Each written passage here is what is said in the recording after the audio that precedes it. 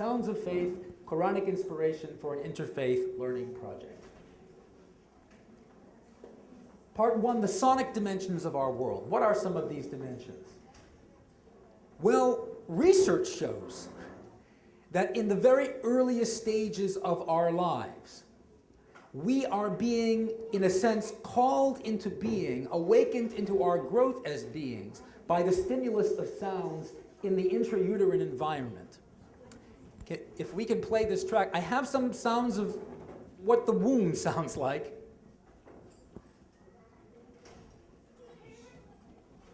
It's very faint. Can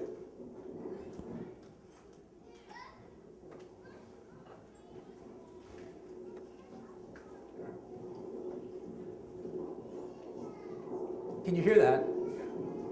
The heartbeat of the fetus, the heartbeat of the mother, and the swishing of the water in the amniotic sac. Formation of a baby's ears occur between 8 and 24 gestational weeks. With responsive listening, David Chamberlain writes, proven at 16 weeks, hearing is clearly a major information channel operating for about 24 weeks before birth. So the fetus is actually receiving information for 24 weeks of its gestational period through the medium of sound. And of course, perhaps most importantly, its own heartbeat and its mother's heartbeat are the dominant sounds in that environment, and also its mother's voice, especially when it's mediated through her own body to the fetus. They've actually done studies where they've taken the mother's voice and another woman's voice and played it through a loudspeaker on the abdomen of the pregnant woman, and there's no difference between the voices of those two women. But when the mother speaks, not through a recording, but in her own voice mediated through her body, the baby is stimulated and recognizes that as his mother or her mother. So that's the intrauterine environment, really the first environment as God is knitting our being together. In some sense, our being, our becoming is bound up with our listening or our sensation of sound. Let's go to the bird song if we... A natural environment. Okay, you can't stand out in nature and hear silence. It's not possible. There's always something you're hearing. And we're hearing the creatures, right? The creatures in the world express themselves through sound. You also have temporal symphonies, what I'm calling temporal symphonies, that the time sounds different. So that, for instance, if you're in a forest environment or a jungle environment or any environment, really even a city environment, the sounds of the day, the morning, and the sounds of the night, the evening, are different. So in a way, even time itself is sonic. And let's listen to a little bit of the Amazonian jungle during the day.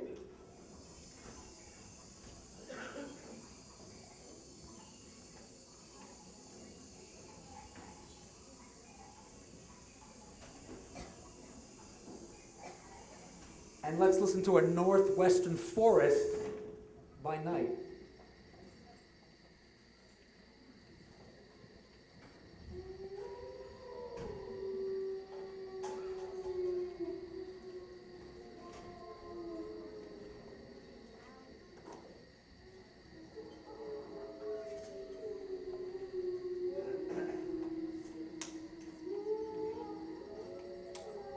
And finally, moving to the elements, particularly water and wind. Let's listen to some water, the water of a waterfall, small waterfall.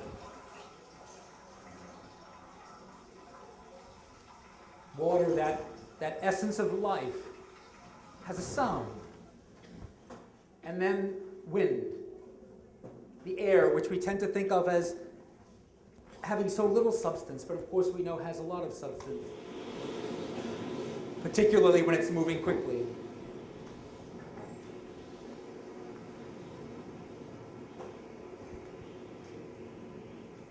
Okay, great. So we talked about the intrauterine environment.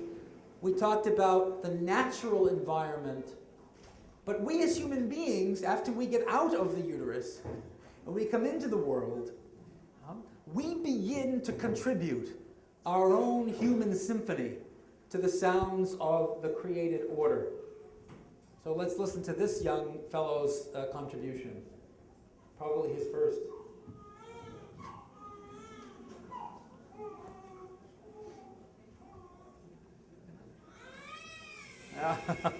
I think he's being stuck with a needle at that point or something. This is New York City. Some people not think of a busy street as symphonic, but listen to the different sounds. In some ways, to me, this reminds me of the whale song in a very curious sense, huh?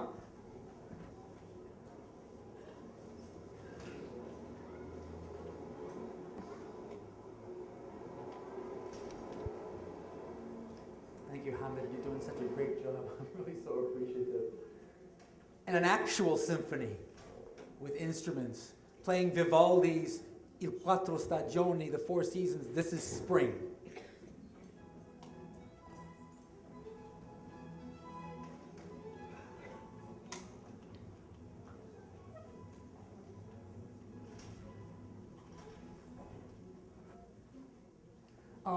Notice Vivaldi is writing a composite piece called The Four Seasons. The Four Seasons. So this symphony, which is a human symphony, is in some ways mimicking the symphony of nature. So we're hearing what spring sounds like to us, what it looks like to us, and through the creative power that God grants us, people will write a sonic expression. So it isn't the natural sounds of spring quite, but the musical instruments evoke the pictures and sensations and sounds even of spring. And finally, perhaps one of the highest expressions, when we realize that sound is one of the most important ways of expressing our faith. And this is Andrea Bocelli, who is singing the beginnings of an Ave Maria.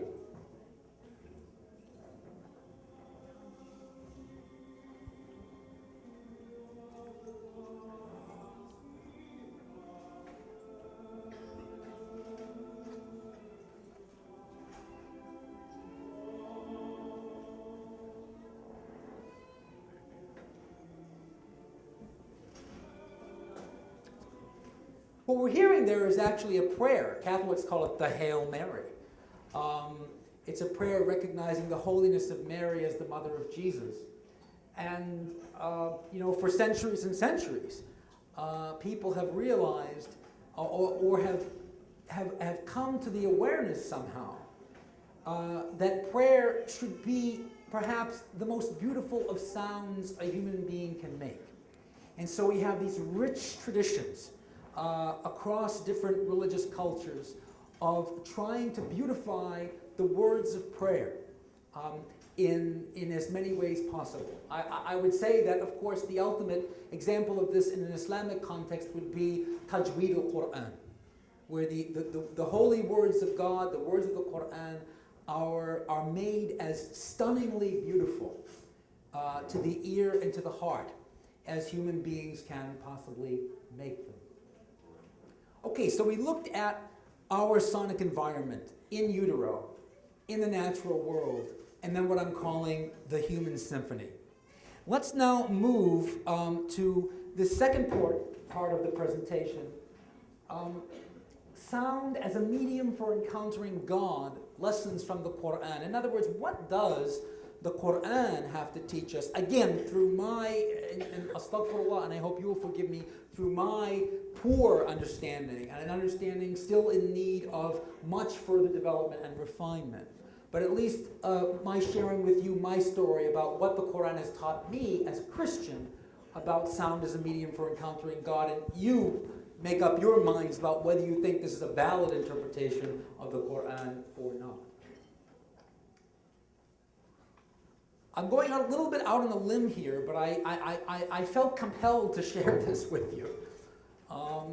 because as I thought of putting this presentation together and coming here and being with you, this thought occurred to me.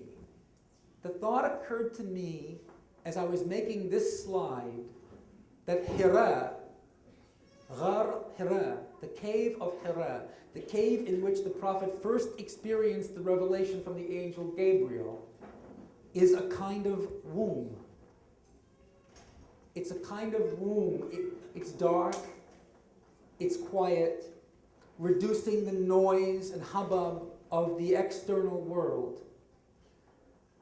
Perhaps to heighten the senses, to prepare to hear the most important things, like the baby who hears as the hearing develops his or her heartbeat and that of its mother, and the voice of its mother. One of the people who will mediate the love of God to that baby in the most profound ways throughout its life, God willing. And here's the Prophet, and he experiences the angel come to him, Iqra, Bismi Rabbika alladhi khalaq, khalaqa al-insan min alaq. Recite in the name of your Lord who created the human being from a blood clot. The command to recite is itself auditory. Maybe not literally, we don't know exactly what this hearing actually means, but it's spoken of as a hearing, in that it has a profound sonic dimension. In the dark, quiet cave of Hira, the Prophet Muhammad ﷺ hears and is awakened to a new life of hearing and reciting for others the spoken word of God. So in a way, he goes into that womb of Hira to be reborn, in a sense, to come back out, okay, with an entirely new purpose in life. And that is to be filled with the Word of God, to hear it for the next 22 years of his life until his death. And not just to receive it in the hearing, but to pass it on in the recitation. If the Prophet Muhammad, of course, as he was an ayatollah, I don't mean a Shiite cleric, I mean a sign of God, which is what that word means, right? Ayatollah. He's vibrating. You see? In Hira, he's quickened to vibrate with the Word of God, to produce the sounds of the Word of God. Is it a coincidence that of all the possible allusions to God's uniquely creative powers, these opening verses of the Quran allude to the human being as alaq, as a blood clot in the womb? That's what spurred this connection for me. I was thinking of the cave as a womb, and then I thought, wait a minute. Right in this verse is a reference, is an allusion to the womb. Every creature in the heavens and on the earth asks him, right, entreats him. Every day he reveals himself through a different quality, maybe a different one of the signs of God's bounty. Because as creatures, we need that rizq from God, right? And we receive that rizq. And in response to our entreaty. I don't know if you know this Sufi trope. It's in a lot of Sufi literature, made most famous by the late 12th and early 13th century Miladi Persian poet Fariduddin Attar in a book called Mantiq al-Tayr, the Conference of the Birds, right? That phrase is in the Quran. It's a reference to the language of the birds or the discourse of the birds that the Quran says Solomon inherited from his father David, Sulaiman from Dawood. The convention is that in birdsong, which we heard a little bit before, you can actually hear almost literally this entreaty or prayer or praise of God. I have the storks here. Why? Because according to traditional Sufi trope, storks say lak, lak, lak, lak, lak, lak, lak in Arabic, to thee, to thee, to thee, to thee, to thee, to thee. Right? The owl, what does the owl say, kids? Who, who. That's who, right? Who, he. So what the Sufis are doing is they're saying, look at this verse, the discourse of the birds. It's not just noises these birds are making. They're vibrating ayatullah. They're vibrating signs of God. And they're praising God for God having created them and made them as such. Part 3, the interplay between sound and meaning in the Quran. This is something I'm not sure. I've studied the Quran in this respect far more deeply, not deeply enough, but far more deeply than I've ever tried to study biblical texts in this regard. But my colleagues say this is also true in the Hebrew Bible, in certain of the hymns of the New Testament, particularly the more poetic aspects of these scriptures, that the sounds of the words are not incidental to the meanings of the words. But I learned to unlock this hidden treasure in my own tradition, okay, because it is so profoundly accessible in the Quran, if you take the patience to look enough at it. So much for such a beautiful recitation. Starting with this name of God, this beautiful name of God, the Rahman, the Merciful. We hear that last syllable, and of course that's the dominant sound motif that runs through the entire surah.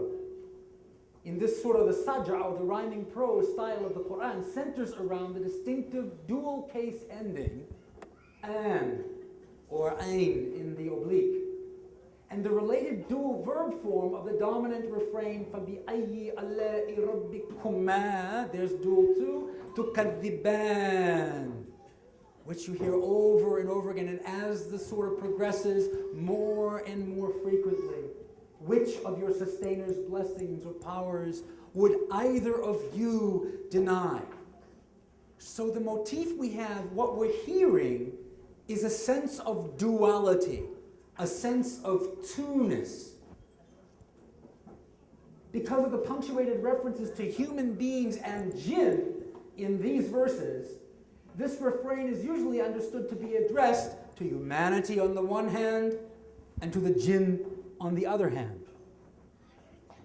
This dominant dual rhyme scheme, amplified by the antiphonal structure of the text, builds a palpable sense of bipolarity, operating on a number of different levels of meaning. So what I'm claiming here is that, and Michael Sells makes the same claim, that the sound is a dual sound, and that when you hear the words, pairs are being introduced. Different pairs are being introduced by the words.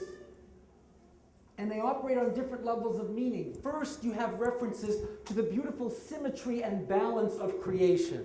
Sun and moon, humans and jinn, two easts and two wests, two great seas with a barzakh in the middle, preventing them from overstepping their bounds.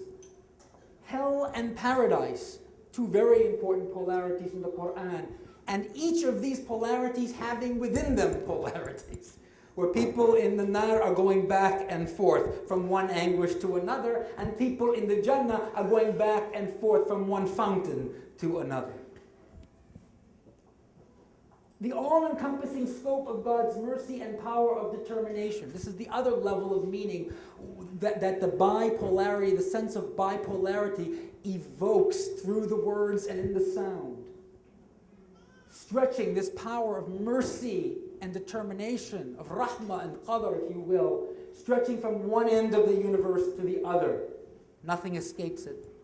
The life-defining choice that human beings have between good and evil, and the duality of final punishment or reward. And the ultimate duality of the created and the creator, whereby all the former will pass away and only the latter will remain. Right? All on earth will pass away. That which will remain is just the face of God, to use the English translation. Okay? So all of these profound dualities that operate on the level of our moral choice, the natural world. The point here is just a simple one. It's that we may not recognize it, but so much of the power of this surah, right, inheres in its sound. The meaning itself is powerful. When my students read this in English translation, they go, wow, I mean, if it's a good translation, right? Then I turn this on. They hear the qira'ah. I make maybe some of these points for them. All of a sudden now, they have an understanding of the Quran which approximates, it will never match, a Muslim's understanding of the Quran. Those of you that would like a little refresher about the meaning of these words, let me just briefly try to translate some of this for you. The imagery is striking apocalyptic imagery, right? It's the images of the end times and the omens, that the signs, again, right? The ayat that will point to the fact that the Yawmuddin is coming, right? When the sun is shrouded in darkness, when the stars lose their light, when the mountains are made to vanish, when the pregnant she-camels are abandoned, when the wild beasts are gathered together. These are basically things that you never see happen. People abandoning their pregnant she-camels, or wild beasts being herded. You can't really herd wild beasts, can you? When the seas boil over, when souls are coupled with their deeds or recoupled with their bodies, when the female infant is asked for what crime she was slain, referring to the horrendous crime of female infanticide in the Jahiliyyah period, when the scrolls are unrolled, when the heavens are stripped bare, when hell is set blazing and paradise brought nigh, then will a soul know what it has prepared. Okay, when I read that in English to my students, right, again, they're like, wow. Okay, so they're already impressed. And they haven't heard the Quran yet. All they've heard is an English interpretation of the Quran. So you heard the beautiful qira'ah of Sheikh Rabbani, and I want to call your attention to a few things. You heard the first 13 verses. They're short, staccato pairs of subjects and verbs. The verbs are all passive. They're similar in morphology.